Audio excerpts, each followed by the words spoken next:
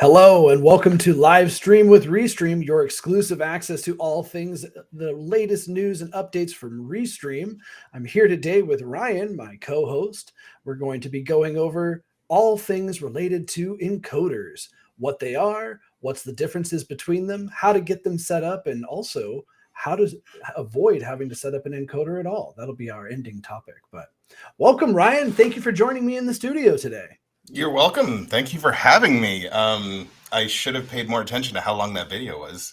Well, it's normal. That's normal. You know, it's always going to be a little bit shorter than you hope on an intro video like that when all the suspense and energy is there. You're ready to go. The adrenaline's pumping. You're excited. You're ready to talk about things that you enjoy. As in most streams, you know, that's what you're doing. You're streaming about something you enjoy, and this is something I enjoy, so... That's very true. It's very true. You know, and welcome everybody who's watching. We're going to be asking some very specific questions about what you use to go live. Of course, we love to see that you're using the Restream Studio, which is my favorite tool. But today we're going to be focusing on third-party encoders, products like OBS and Ecamm, where you can connect to Restream using either API or RTMP. We'll get into the details of that shortly. But if you like, I would love to hear what the encoder solution is that you are currently using or have used in the past. Go ahead and drop us a chat and give us some examples of some encoders that you've used. I'm going to turn on our friendly little caption here that's going to kind of give you that same question. What do you use to stream? Restream Studio, OBS, Ecamm, or many, many others? We also have a fun little ticker here that can give some examples. Go ahead and drop us some messages. Oh, we already have one from Jake Mate. Looks like that he uses OBS and Streamlabs. Those are both great options. Very similar in how they set up. Wouldn't you say, Ryan? Oh, for sure. I started with Streamlabs. That was my go-to for a long time. And OBS always it freaked me out. There's not a lot going on there. It's kind of a blank slate. That's a fun fair. Learning experience, though. You know, once you really get into it, once you kind of really dig into what OBS can do, it's fantastic. Streamlabs is a great place to start, though, because they have a lot of stuff kind of pre-built in, you know, and that's exciting. It's easy, especially for your first time. If maybe you're not a streamer, just getting into it really makes your life a lot easier. Oh, that's really true too. You know, I feel that every time I want to accomplish something on OBS, I have to fall to the copious amounts of YouTube videos that exist for each and every feature of OBS. That then, you know, I'm using that community knowledge to really learn about what OBS is capable of doing. Whereas, you know, maybe some other solutions like Ecamm for Mac, you know, it kind of comes preloaded, right? It just kind of has all the settings already loaded up in it, and you just kind of click and go. A little bit less setup, a little bit more options. But of course, it is a paid feature, so it is something that you would have to pay to have access to long term. They do offer a great trial though, and then there's also some you know, less common but also really super powerful encoders like Vmix and Switcher Studio and hardware devices even like Ecamm Mini Pro and GoPros, Live View. Lots and lots of options for RTMP streaming directly to Restream. Oh, Absolutely. What do we have for some questions here? I'm still testing it out using OBS. This is from, I think that's Dirty. I'm still testing it out, currently still using OBS and Restream. Man, they are a powerful combo, right? You're creating content in OBS and then sending it over to Restream for multi-streaming and Restream chat access and all of the analytic features that are built into Restream that just come alive with this type of a product use. Let's see, what else do we have here? My Restream lags. Well, that sounds like a technical issue. If you have technical issues, I recommend contacting the Restream support team. They're available 24/7. But just to give you a little bit of information, the OBS settings, you may want to try turning down your bitrate or resolution to see if your internet's going to be a little bit more compatible with a little bit lower settings. But Let's see what else we Some have of here. those Thank you support for the agents may question. be joining us in chat today here on the live stream. I So, think I think we actually got a bit of a shoulder nudge from one of them already. In fact, that actually leads me to kind of give us an opportunity to talk about ourselves.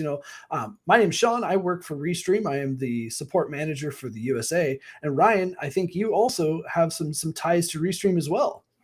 I do. I kind of work there. Um, you know, Yeah, we sourced all of our content from internal this time, so we have lots of great details for Restream. But what did you do before Restream? What led you to be knowledgeable on encoders? so I was a streamer. I streamed on the ill-fated Mixer. Love you, buddy. That's where I got my start, and then after Mixer went under, after Microsoft kind of outsourced to Facebook, which is also going through some changes right now with Facebook gaming, I had moved over to Twitch, and the pandemic hit, and life got in the way, so just didn't have time to stream anymore. But it's always been my passion. It's always been something I've really enjoyed. I'm a big fan of video production. It's what I went to school for. So getting to do it live, getting to do it, playing games or doing podcasts or whatever it may be, it's always just been something that really, really kind of resonates with me. I love to be the center of attention. So streaming is fantastic. Hmm. And what other types of streaming have you done besides live video streaming? Is there anything else that you have experience with? I've done audio streaming through a podcast. I have done pre-recorded, kind of creating a video ahead of time and then sending that out as a live stream or using YouTube's Premiere system, things like that. It's always just been video, video, video, but audio is a lot of fun too. And yeah, I'll be honest though, when I realized I could do my podcast with video too, though, I kind of was like, you know what? I'm done with this audio only stuff. It's more fun. There's more interaction when you can kind of see what that person's talking about, you see the joy in their eyes when they talk about the random nonsense that they enjoy. That's very true. And that's not the topic of the conversation for today's stream, but I am going to touch on the fact that our professional and above plans at Restream do offer the ability to export audio directly from your recordings, and then even go down to track-based recording, where you can get an audio track for each person in the Restream studio, and that really gives you the opportunity to multi-use your material. Create it with video, like you described, with that high level of engagement and the ability to really share your emotions in video, but then also reuse that product to be able to upload to your podcast specific services. So definitely a lot of features that would be beneficial for both video and audio only production value. So that's pretty awesome. Let's see, what else have we got over here for questions? How old are you guys? Now, that is not a relevant question to this stream. We're going to talk about encoders. So what's the encoder that you're most familiar with, Ryan? OBS. OBS. I'm definitely an OBS guy. It's what I use now. It's what I've used in the past. It's a solid tool, and the best part about it, and it's free. It's an encoder that you don't. There are a lot of great tools out there, like you said, Ecamm.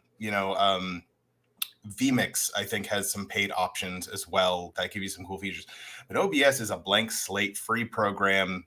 You do what you want with it. You make it do what you want for your stream, and that's kind of how I like to do it. The only time I don't really much care for OBS is guests like this. There's better platforms for that. Restream with the guest link. It just makes it a lot easier to kind of get multiple people who are remote together. But for my general live streaming, I am an OBS guy. I really appreciate that value statement too. The OBS is a blank slate. I like to think of it as like when you go to the art store and you buy a canvas and you bring it home and then you stare at it and you're like, okay, now what? It's completely white. There's nothing there. There's no setup. And so then you have to kind of become the artist, right? You have to actually engage your right brain and see into what the possibilities are with that blank canvas. You know what? This is a great opportunity, Ryan. Can we get a demonstration of how to connect OBS to Restream so that we can see some of the features that are built in to promote the use of Restream with OBS. Of course, OBS is compatible with many, many different services, but specifically streaming to Restream gives you compatibility with our API, which brings features in like Restream chat, and then also the ability, of course, to multi-stream to many destinations. I mean, you're kind of catching me off guard. I wasn't prepared to demonstrate OBS, but let me see what I can pull up real quick. Sure, of course. Let's see what we got here. That's not what I wanted to do. Uh-oh, too many buttons. Too many buttons. Oh, wow. Well, look at, is that Randy? Oh, that's Randy from Restream. From Restream. Oh, that's awesome. So this is generally what you're going to see when you're utilizing OBS. There's a few different important parts to it. Oops. Sorry about that. Wrong. My producer's all over the place. Your producer's all over the place. So, with OBS, the beauty of OBS is that it is a layered system. So you add everything as a source to it. And it kind of, every piece of this is a different layer. But what we're here to talk about is how you can sync it up with Restream directly. It's really easy to do. Once you open up OBS, you go up to File, you go to your settings, and you're going to have a lot of settings in OBS. In your stream, well, this is where you're streaming to. Luckily, we are integrated with OBS. No need to kind of, mess around with different stream keys and that, odd ways of signing into something. You choose Restream right from the drop-down menu. You connect to your account. It's going to ask you to log in, which I can do. I don't know why it's not doing it. I remember my password. That's a good first step. Yeah, I remembered my password. Allow.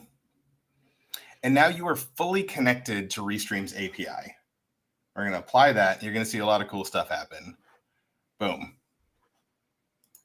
So with our connection with Restream, you get all these different docs. You've got your chat integrated, update your stream title, your description. We don't need Randy's chat.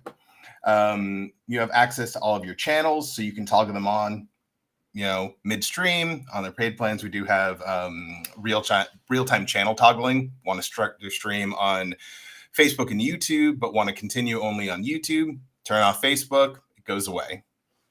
All of these are fully modular.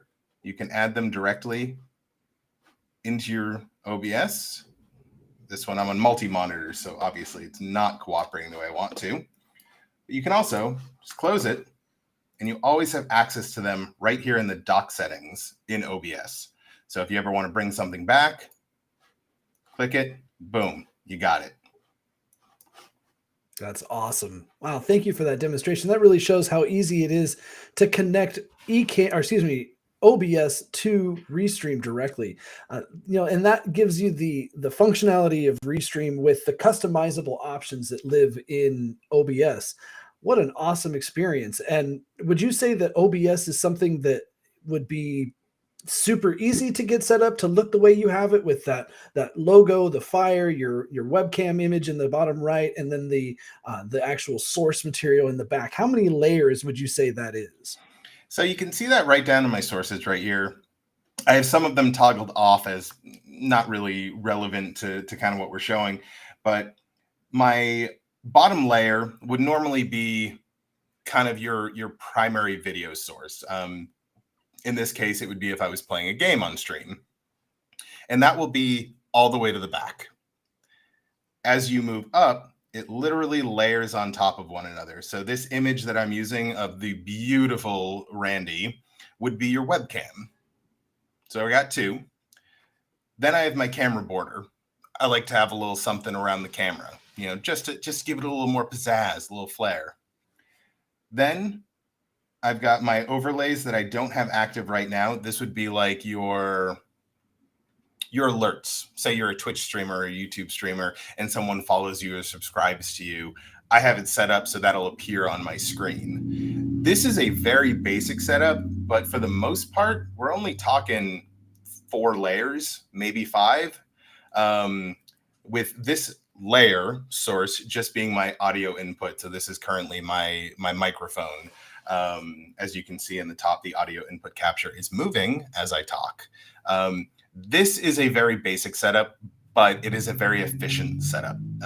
With most streaming, if you look at the most successful streamers, this is kind of your base. This is what you want to see. You want to see your face cam, something that kind of pops out to you. You want to see, obviously, the content you're streaming, and you want to be able to share in what your audience and what your fans are doing. That's when something like alerts comes into play, which I just don't have turned on right now. So we're not going to worry about it.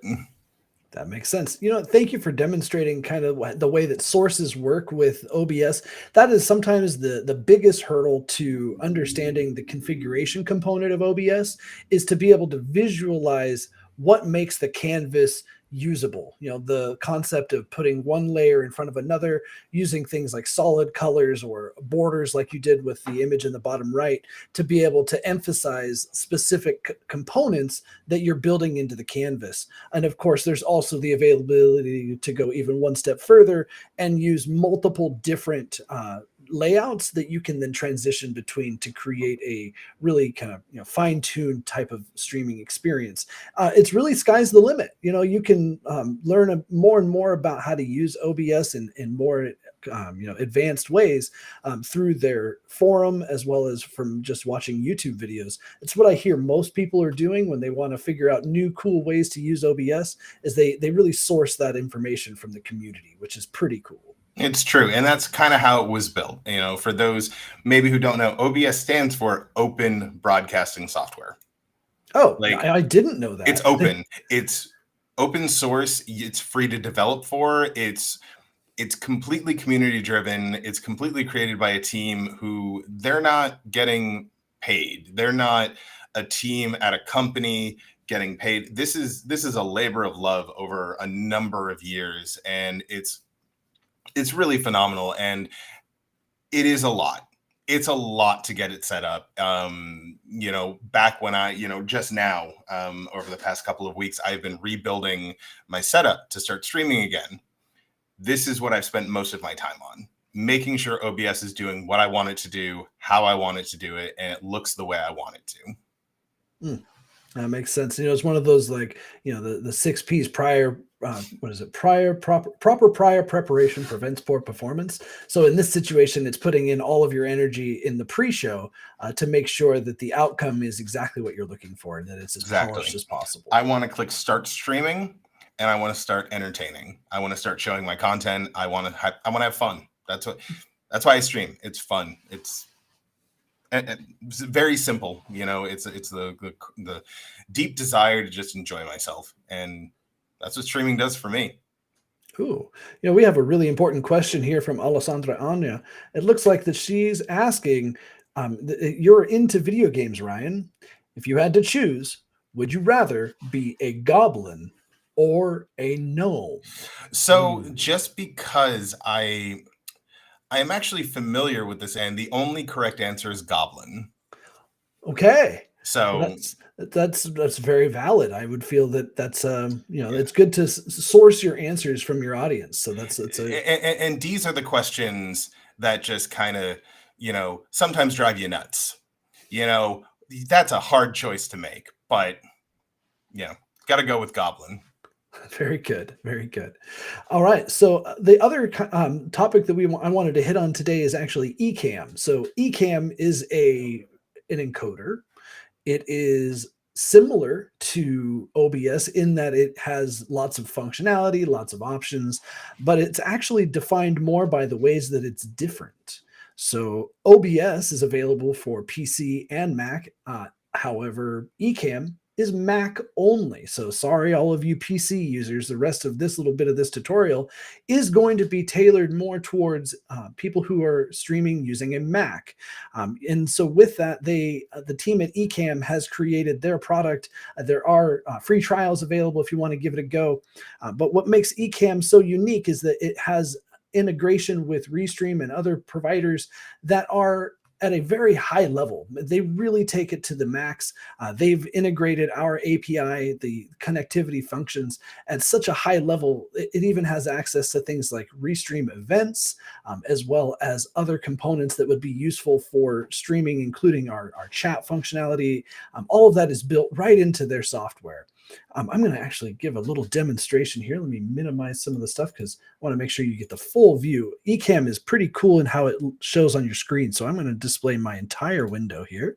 Ryan, could you give me an action on my screen share? I want to actually take a look at it so I can see it as well. Of course, this is the tricky part of sharing your entire screen. Everybody gets a little bit of everything. So here is Ecamm. So Ecamm, when you first open it up and you install it, it's going to give you an opportunity to select how you're going to stream. In that situation, it does offer you Restream right on the very first window. So when you click the Restream button, it's going to pop up with a window very similar to what happened with OBS, where it's going to ask you for your email address and password. Of course, you can sign up from this page. You can also use Google to sign directly into your account if you have a Google account created with Restream already. I'm going to go ahead and sign into my account. I believe I also know my password. Ooh, but I have 2FA as a feature on my Restream account to add a little bit of extra security. So if you have questions about 2FA, definitely contact our support team. We would love to answer those questions for you. Let's see if I can get it on the first try. Oh, look at that. So of course, it's going to give that same window indicating what kind of permissions we're going to be giving to Ecamm.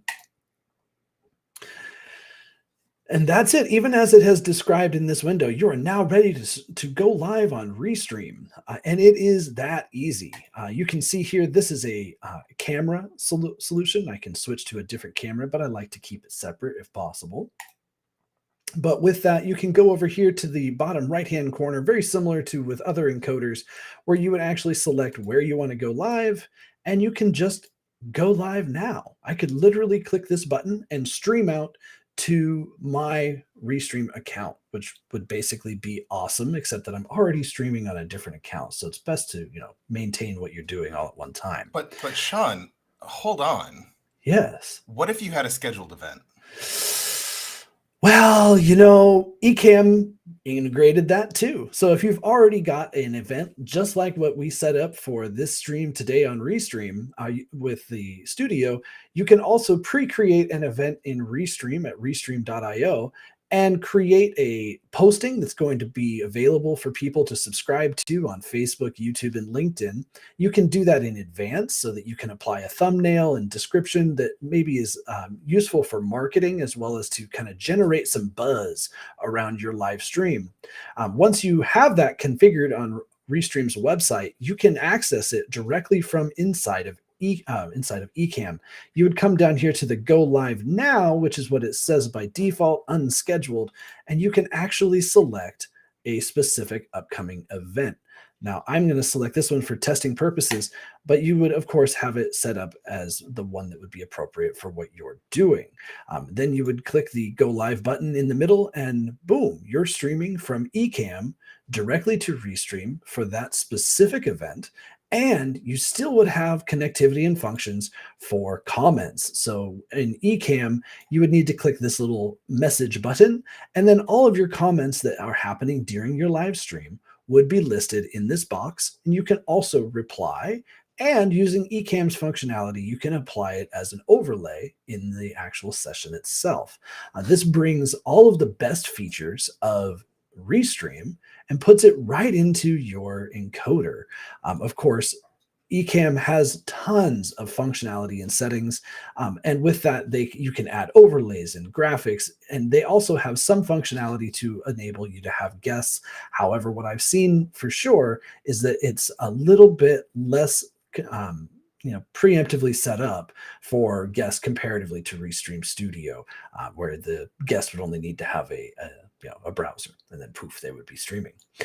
Also, because this is a paid feature, you would need to sign up for an account with Ecamm. And then depending on the features you were looking for with Restream, you may also need to sign up for a plan with Restream. So of course that could lead to double subscription costs. So just kind of keep an eye on what features you need and make decisions that are best for your specific plan. Perfect. Is there any questions about Ecamm or OBS or anything that we can share with you all? I'm going to go ahead and toggle off the screen share here and bring back our overlays. Perfect. What have we got for questions? Oh, great question. Is there a way to change the bit rate per stream, or is it handicapped to 6,000 kilobits per second? Oh boy, this actually is a great question regarding streaming with an encoder. That's pretty much what makes encoders really powerful. Beyond the customizable options in the canvas, it gives extra features. What would you say, Ryan, is the settings you stream with on OBS? Because that's a great starting point. So for me, so when it comes to your settings, especially with your encoder, and especially when you're multi-streaming, you need to kind of choose the lowest common denominator. If a certain platform will limit you in any way, whether it be bit rate, frame rate, quality, you kind of want to use that as your baseline. For streaming, let me see. I'm just gonna, you know what? We're gonna go right back to where we were. These are a little lower than I usually do.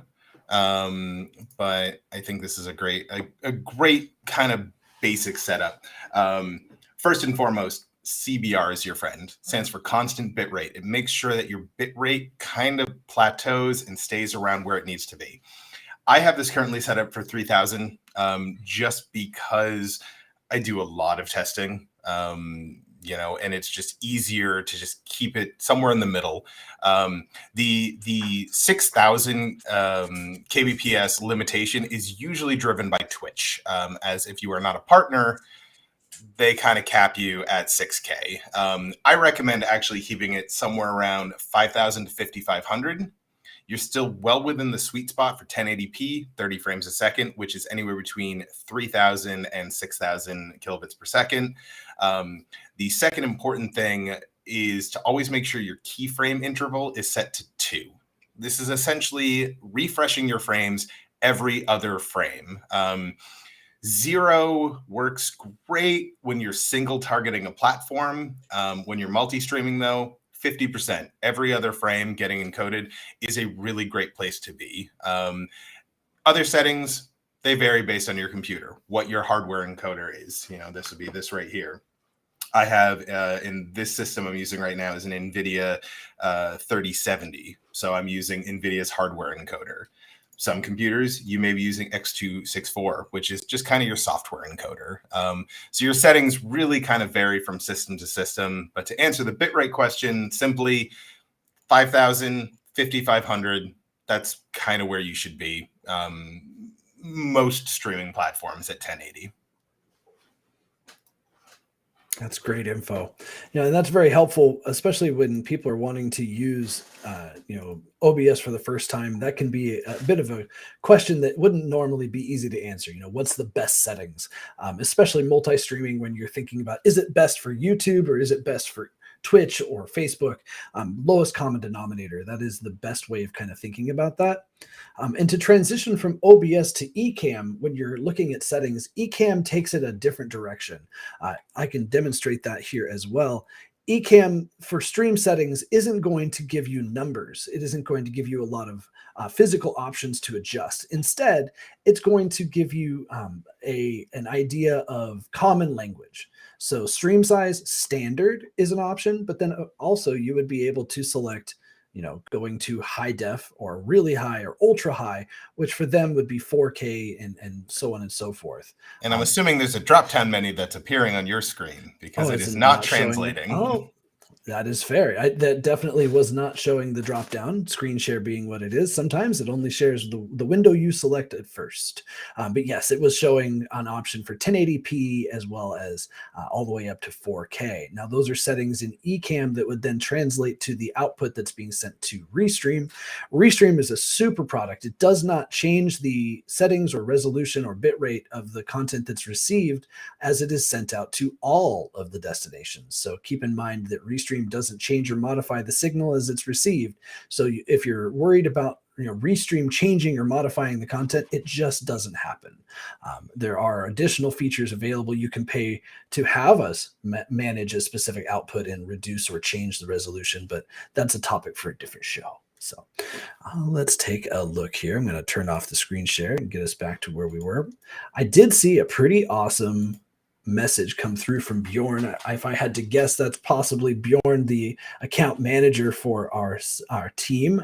And he was asking if there's an easier way, maybe if setting up all of these encoder settings and having to worry about overlays and layers and stream settings and all these different options. Is there an easier way? Is there? Well, I would say there is. There's definitely an easier way. You would be using Restream Studio like we are today. What would you say, Ryan, is it that makes the Restream Studio easy? So it's plug and play. That's kind of the nice thing. I've kind of droned on. I'm an OBS guy. I've said that. I've made that very, very clear. But there's a lot of setup involved. You got to import all of your graphics. You have to get things, situated in the way you want to, and it's a lot. There's a lot going on. The studio with Restream, it has a lot of that stuff kind of already pre-built in kind of an easily digestible setup. You, on the right-hand side, it's funny because I've been staring at it this entire time. You have different tabs in the Restream Studio.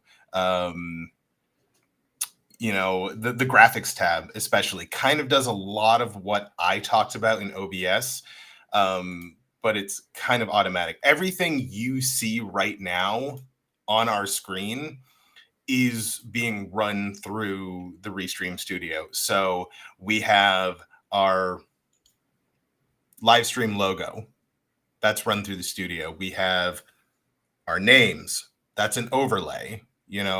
We created these graphics, we uploaded them to Restream Studio, and it's as simple as, just to give you a general idea, click, gone, click, gone, click, back, click, back. And these are obviously custom, these are things that we created, but the Restream Studio has its own things built in. Live with Restream. This is something that's included with our studio. You can always use this, whether you're on a free plan, a paid plan. This is an overlay that is always available for you. We have video clips that include countdown timers. We have, obviously, backgrounds. We can change what's behind us. Let's boom, we got a different background. These are all things that are pre-installed for you. They're ready to go. And just the way our studio and the way our technology works, these don't put any strain on your local system. We're handling these for you. So it's a great way to kind of just say, I want to start streaming. Turn on your camera, grab your microphone, click go live. That's kind of as simple. That's the beauty of the Restream Studio. It's simple to use. It's fairly intuitive. It's customizable, and you can do this. Sean is currently in the great state of Tennessee. I'm in Massachusetts. We are nowhere near each other, but with a click of a link, here we are doing a stream together. No problems, no plugins, no, screen shares, no audio routing. That's kind of what you need to do in something like OBS. Click, we're here. And that's kind of the benefits of the Restream Studio. Sales pitch. Sales pitch, most definitely. Thank you for that. And that is a beautiful sales pitch of the differences that exist between encoders, whether you're using a Restream Studio as a click and go kind of solution, or you want to take time to really set up OBS or Ecamm to be a little bit more exactly of what you're looking for. One last topic that we can really touch on and maybe answer questions for, as people might have some, is Zoom. So, yes. So, as support people, we answer these questions often. It is a hot topic in Restream because it is possible to connect your paid Zoom account to an external service like Restream. Of course, the paid account from Zoom is going to be additional to whatever you would need to pay for on a service like Restream. But the output of Zoom being sent to Restream is a very powerful option. People are really familiar with Zoom. So the content creation component would be living in Zoom. The host would be in Zoom. The guests would be in Zoom. All of the content would be created in Zoom. And with just a couple clicks of a mouse, you'd be starting the content output from Zoom and sending it to Restream. Now, there's lots of different options on how you can configure Zoom to stream to Restream, so we're not going to touch too much on that. But if you have questions about configuring Zoom, we have some great Help Center articles. I'm actually going to go ahead and drop a link to the Help Center article for Zoom directly into our chat functionality, really using the chat functions of Restream to then communicate directly with the guests with a call to action. So that's a link that just was sent to Facebook and YouTube. If you're watching on either of those platforms, go ahead and give it a click to save that for later research. It is going to give you a YouTube video that describes how to connect Zoom to Restream. Keep in mind that's a one-direction communication, so content coming from Zoom to Restream. So you would want to make sure you're still managing your chat functionality in Restream by going to our website and selecting on the Encoder dashboard, which the Encoder dashboard is pretty awesome. We should definitely give a little bit of an instruction of what the Restream dashboard is for encoders. I'm going to go ahead and share that screen real quick so that we can get a little bit of idea as to what the functions are. So this is the encoder page. So from the home page, you would select the Zoom. I'll actually show you. Click the setup for OBS, Zoom, etc. So once you click into it, it's going to give you some details for setting up your live stream using manual details, RTMP, and of course the key. It's also going to give you details on your current stream details. So we're streaming in 1920 with 30 frames per second with a keyframe of 2. These are really important pieces, but because we're using the studio, it's all right. It's always going to be correct because Restream's already handling that. It also gives you options for your stream settings as well as embed, and you can access the chat functionality right here as well. I love this page. This is a page I come to often, and not just because you can, of course, ask for help right here in the bottom right-hand corner of every page of Restream. That's how you speak to me. That's how you speak to Ryan. That's how you get the help you need to answer any questions that you have. Whew. Well, that was exciting. That was a whole lot of information really fast. Was there any questions about Zoom that we could answer at this time?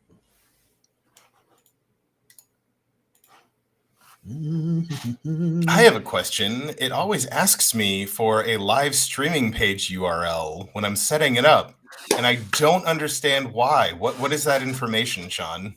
It's like that's a very specific question. I appreciate that. So yes, Zoom will ask you for 3 questions. It'll ask you for the URL and the key. Those 2 pieces of information come from your Restream account right in that page I was just displaying called the encoder page. The 3rd question that it asks you to answer is your social media. Basically, it's asking for a place where the stream will be delivered to. Now, Zoom doesn't really have a preference on single streaming or multi-streaming, so it's only going to ask for one destination, and it really can be anything you want it to be. You could make it your YouTube channel, you could make it your Facebook page, or even not anything. You could do, www.test.com. It will accept that as well. And just to share with you what the usage is of this last URL that it asks for is it's what's displayed during your Zoom meeting to people who are leaving the Zoom session. It prompts them with an option to say, would you like to continue watching this Zoom session on social media? Just click here. It's basically an opportunity for people who maybe are not able to continue in the Zoom session for whatever reason, but they would like to continue watching or save the recording to watch at a later date. It's a function of Zoom and one that doesn't actually affect the settings for Restream in any way. This is an interesting question from Falling Beans. This is a question about what do you have to now pay to remove Restream watermark in video info? I was sure you never used to have it. Great question. So the watermark you're referring to in the Restream video is likely referring to the Restream Studio.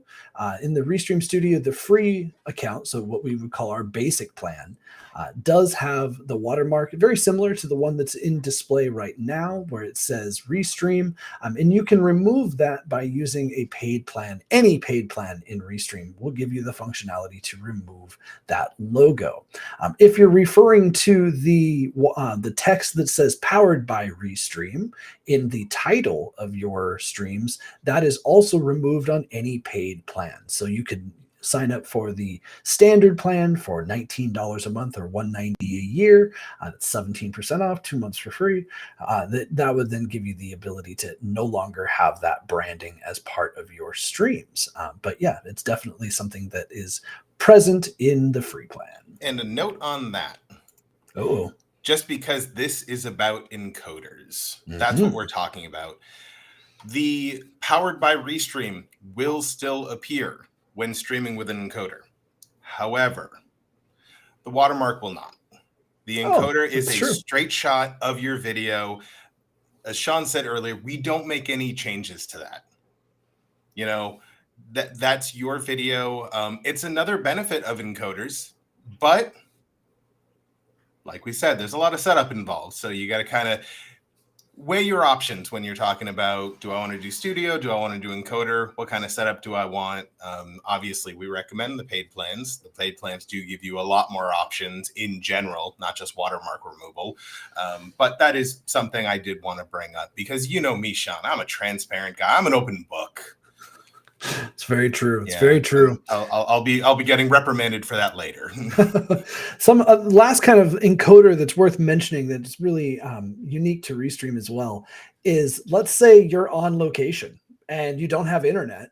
And so you pull out your cell phone and you record an awesome video of a live presentation of something that was happening that you were attending, and you want to turn that into a stream. That would basically be saying that in this case, your phone or your whatever your recording device is of itself a video recorder. It's kind of like an encoder, but it produces a video file that you then have on a hard drive. How would we use that in Restream? How would you be able to make that conversion of a video that's recorded on an offline encoder and then be able to take advantage of that online? I feel like I'm being quizzed. You're being quizzed, okay. Yes. I mean, that would be upload and stream. Yeah, that's exactly what I was hoping. Yes. Oh, you follow these cues very well. I do. Exactly. The upload and stream functionality. So that's a feature that's available on the professional and above plan of Restream, where you can take a video that's professionally recorded, edited, made perfect, and then upload it to our server and have a date and time set for that to play hands-free. So that means you don't have to do anything to make it run. Who we got here? I'm just reading some of these chats we got. Powered by Restream will remain. No, paid plan, you can remove that. That actually is automatically removed when you upgrade to the paid features. You can turn it back on if you wanted to. It's available in the settings feature in Restream's website. You can turn the branding back on if you chose to. But yeah, it does automatically get disabled when you upgrade to any paid plan, standard and above. Awesome. Any other questions? We've got just a little bit of time left. I'd love to open the floor up for anybody who has questions about encoders, questions about Restream, about life even. We can take a dip away from Restream encoding if we needed to, but I'd love to answer any of your questions. What program are you using to create a virtual background? Oh, that's a good one. So virtual background, So virtual background would be something that's available in Restream Studio specifically. We do offer that if you're using a Chrome browser to create content in the studio. I believe it's also available built into most encoders. So like OBS has it as a feature built in, Ecamm has it as a feature built in, but it's also available in the Restream Studio. What else do we have? Ooh, that was that. So even power will remain? Nope. If you pay, it goes away. And also, of course, if you're using the Restream Studio, it'll have a logo in the top. You pay, you can replace it with your own logo, and then the branding becomes yours. Just like this. This is what you see normally. Then you can just remove that, upload your own live stream with Restream. Yep, camera directions, they're hard. I know. I have text because where I have Restream's logo, I want to make sure it was readable. Otherwise, I would have activated the mirror camera feature so that the camera would have worked a little bit easier. Which I just realized I have enabled. There you go. Let's see. We have a few more questions that have come in. I use it for my wrestling reviews and watch-alongs. Oh, this is the buzzword we've been waiting for, Ryan. Someone said the word wrestling. Like, I'm pretty sure I saw your eyebrows get really high up and excited. You may or may not have a beautiful display of wrestling memorabilia. Is there anything on that wall that you're particularly proud of? Got, hard to see, sealed brand new copy of Tag Team Wrestling. I'm sorry. No, Title Match Wrestling. I got too many games. Title Match Pro Wrestling for the Atari 2600. Well, so it just released just recently. That's yeah. It was like 1984. I managed to get that brand new copy at my local KB Toys. So what was the question though? The question was, it was a statement. I use it for my wrestling reviews and watch-alongs, which is fabulous. It's a great use of the studio. Oh, for sure. I have a lot of friends who do professional wrestling podcasts who use Restream or other similar products, and they do it just kind of like this. They get together. You don't have to get everyone into a room to sit down and do your podcast or do your watch along. You can do it remotely. You can use screen share even if you want to show some clips, show some footage, and it's fantastic. I honestly wish I had known about this years ago, even though I'm not sure how old the guest feature is, but it would have been useful. It would have been. I have a question here that's regarding you're using your phone with the Restream Studio. Wondering if it's compatible with Chrome that comes with your phone. Posted it for clarity because my typing sucks. Typing's fine. And I do understand your question. It depends on the phone. So if you're using an Android phone, you can absolutely use Google Chrome. If you're using an iPhone, the Apple products, they do restrict your ability to use other browsers for live streaming for security purposes. So you would need to use Safari on your iPhone to stream to Restream. Now, we do recommend using Chrome if at all possible, but in this unique situation on an iPhone or an iPad, you would be utilizing Safari. Of course, that does mean you're also going to be using wireless internet, whether it's Wi-Fi or cellular. There is some risks involved in wireless streaming. So there's always going to be packet loss. There's going to be buffering and these types of things that are kind of scary words when you're streaming. But just know that it is compatible. It can work, but for best possible results, try and use Ethernet and a wired internet connection when possible. So it's at your discretion. Ties right back in too. There are a lot of mobile encoders available as well that are compatible with Restream. Streamlabs Mobile, Larix. I mean, there are options one way or the other. If the studio doesn't kind of scratch that itch, or if it doesn't do, but you still want multi-stream, there are options on mobile. Oh, I love that. That's very true. I definitely have seen some people with some great success using Larix Broadcaster as well as the Streamlabs Mobile. And there's probably a plethora of ones we aren't even mentioning because it is a very available technology. So anyone can design for RTMP that wants to. And of course, then each app that you choose to integrate with Restream will have its own features, its own limitations. So definitely keep in mind that you may want to contact our support team for suggestions and some assistance in getting those the configuration files configured the way you'd like them to be. Looks like we have a question from Paul. Let's take a look and see what Paul has to ask us. Why does my external camera or mic not show in Restream Studio, but does show on OBS, Zoom, Vmix, Ecamm, Wirecast, Streamlabs? Wow, you know them all, Paul.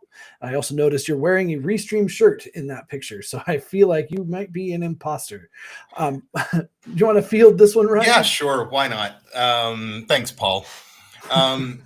So the one thing, obviously our Restream Studio is, kind of a setup, already set up encoder for you. It's browser based though, but therein lies the issue that some people will run into.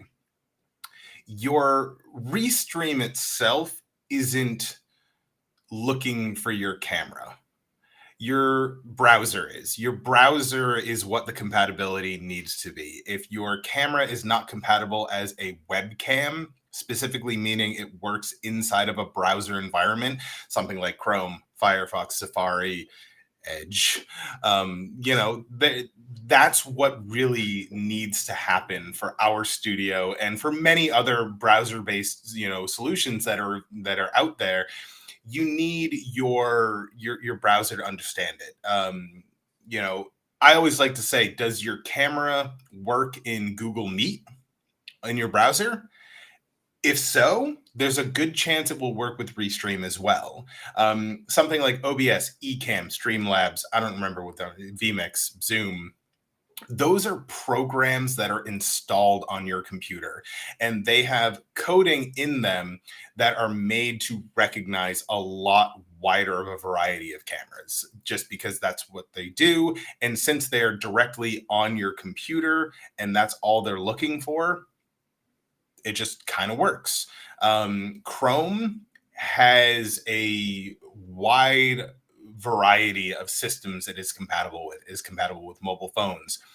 Think of all the different configurations of a PC. Think of all the different configurations of a Mac. Chrome has to work on everything, so not all cameras are compatible with it. Like I said, check with Google Meet, see if it works.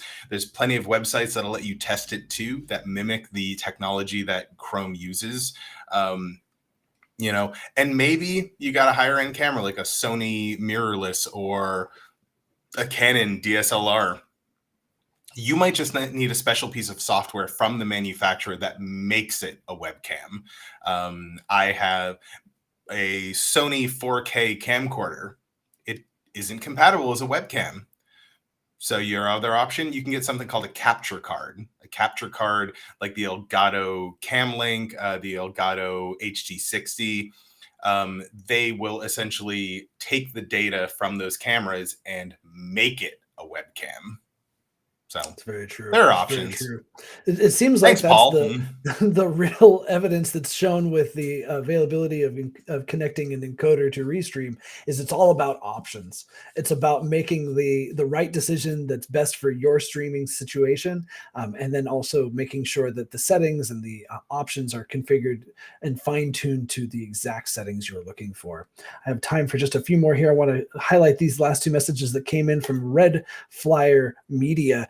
They said that they are using a variety of goodies. I love that term, goodies. An Ecamm Mini Pro that's by Blackmagic, as well as a software encoder called Wirecast, software called Loopback that combines your microphone with other audio sources on your computer, and then also a wireless encoder known as a LiveU Solo. Wow, that is a plethora of wonderful hardware and software solutions for streaming.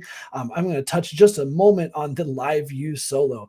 It's a really unique device. It has both the ability to connect to a Wi-Fi signal as well as cellular at the same time, and it does a really fancy thing where it binds those two connections together to make sure that the stream is as reliable as possible for a wireless delivery. So that's a really powerful technology. Along with the Ecamm Mini Pro, we get a lot of people who have those devices as well. Very cool hardware, very cool video switcher. That's really a plethora of cool things. And last message from Red Flyer Media, that they love the Restream Studio. It makes life so much easier for me and my clients. So that's really a big story there, Red Flyer. You're using these technologically advanced solutions that have lots of options and lots of flexibility and configurations, but then you also rely on the Restream Studio for its ease of access and its compatibility with guests and being able to bring people in from all over the world. It really kind of shines a light on the value of both sides of that argument, where in some situations you might want all the options in the world, and in some situations you want to tone it down a little bit and make it easy and accessible for your guests and the people you're streaming with. What a beautiful concept that Oh, is. and I hear it every day. What do you suggest? The Restream Studio or OBS? Personal Both. preference. I use, it depends on my setup, depends on my situation. Like I said, I want a guest, jump into studio. It's just very easy to do. If I'm streaming from my Xbox or my PlayStation or from my PC, OBS is a great tool for that. I have many more options for how my audio works. I have many more options for my different layers. It really depends. And Sean, I think you said it best. Both is sometimes a great option. Just, do you need it for this? Do you need it for that? Which one's going to work best for you? I mean, aside from what I, do for a living, this is my personal computer we're talking about here. I've got 3 or 4 different encoders installed, and they all serve a different purpose. OBS is just my primary. That makes sense. I have a question here that I missed, and I apologize, Ryan Robertson this time. There was a question about, do we offer a chat box in a single place? YouTube and Twitch chats can be seen in one place. And I actually also have an answer that came from the Falling Beans that was, yes, there's a chat box. And that's an excellent statement. So yes, we do offer Restream Chat, which is the integration of multiple destinations into one place. That place can be the Restream Studio, like what I'm using right now to display your message down below, but it can also be the API integration on software like OBS and Ecamm, or take it one step further, you can even access our chat software and install it on your computer directly to be able to have a special piece of software on your computer that's solely for the purpose of handling and responding to chat messages, seeing the chat messages. You can also see the number of followers and subscribers that are currently on your stream live. That's a feature that's limited to some platforms. Not all platforms offer analytic data to Restream, so we do have to follow what's available, but it's a pretty cool feature to be able to see. Just like right now, I can see the number of people we have watching at this moment, and it just kind of starts to build that energy that you have when you're streaming. Absolutely. And both options also have overlay available. Encoders, as long as your encoder supports browser source, you can actually create a chat overlay. If you've ever watched, many of the popular Twitch streamers, well, they'll have the actual chat appearing right on their stream. You can do that. You can do it here as well. This is the same general idea in the Restream Studio, and as new chats come in, they will appear right in that overlay. It will not pull old chats. It is a real-time system, but it's great if you got a lot of people in your stream, a lot of people having conversation. Maybe one of your channels doesn't support chat. This is a great way to kind of keep everyone together so people can still see what's being talked about. And someone just asked a question about how they can access the chat functionality. There's lots of places you can do that. You can access it from the encoder dashboard. There'll be a chat functionality there. That's also where you would go to access the chat settings, which is how you would install the chat software on your computer. If you have questions about that, though, do drop a message to the support team by clicking on Need Help in the bottom right-hand corner of any page at the Restream website, and that will then give you the ability to ask our support team a question 24 hours a day, 7 days a week, 365 days a year. We are always here to support our global network of customers and users. We are running out of time. I do see one last question that came in from Patrick. Let's see what it says. Do you have plans to bring on stream announcements, follow alerts, etc. It would be nice that you could use all of your streaming setup on just Restream. I would use the captions function. So with the captions feature, you can preload call to actions that would be displayed very similarly to this chat message that we have overlaid currently. You could add in specific requests for, follow me on Twitter, on Facebook, and then that will display.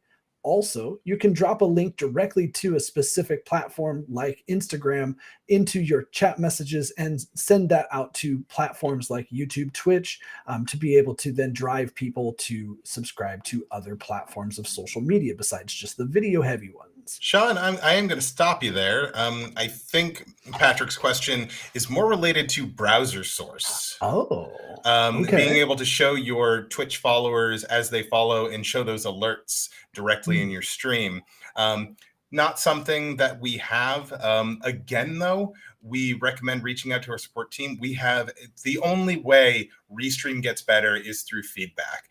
And, we will be happy to open up a feature request for you with our development team about some sort of browser source integration so you can use, platforms like Stream Elements and things like that directly in the studio.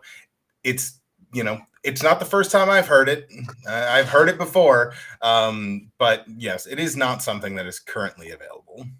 We do collect upvotes for feature requests that are very popular to make sure that when a feature request gets enough activity that we do submit it directly to the developers for review. And so we definitely need your input to make sure that the most popular features are getting the attention necessary. So that's it for our show today.